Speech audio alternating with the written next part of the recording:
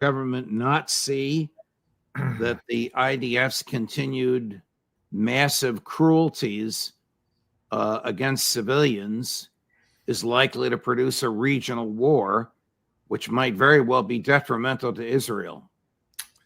Well, what you're asking is whether or not the Israelis believe that they could be the target of a regional war. In other words, that they would have to face a whole series or a group of capable opponents.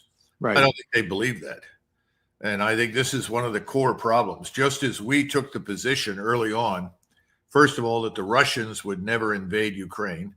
Secondly, when they did, they didn't know what they were doing and they were in over their heads. Third, that they were incompetent and inept and could never recover from their alleged mistakes up front. And then finally, that the Russian economy was doomed and the society would collapse and revolt and remove Putin. I think you have a similar phenomenon right now in Israel, in Jerusalem. I think the attitude is we're surrounded by mediocrities. They can't organize themselves. They're not capable. We just have to stay the course and get this job done. And we need to get it done quick because we understand that the support for us around the world will vanish.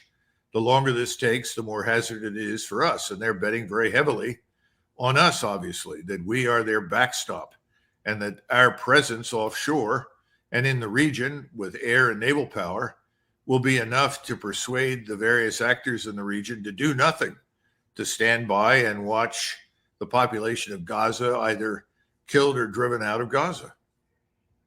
Do you think that the presence of American air and naval power sitting there is enough to deter Hezbollah, Turkey, Jordan from doing something militarily to restrain the Israelis or resist the Israelis?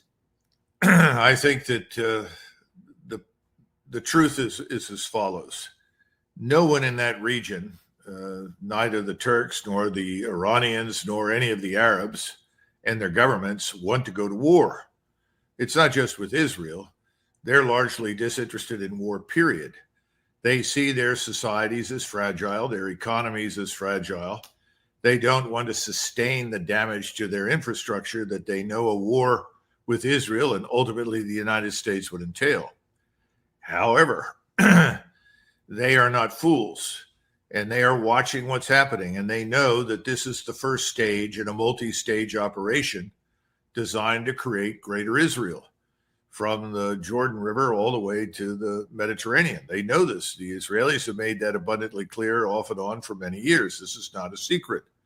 Now it's happening. It's happening because Mr. Netanyahu judges this as the opportune time to strike. His view is he's got us as his allies, that he effectively is calling the shots. And I think he is. I don't see much evidence that the Biden administration is doing anything other than talking. In the meantime, they're standing by with air and naval power to support the Israelis in the event that things get out of control. Now, I think they probably will. Will they get out of control this month, next month, or in 3 months? I don't know. But I think that the Israelis are, so to say, burning all of their bridges behind them in the region.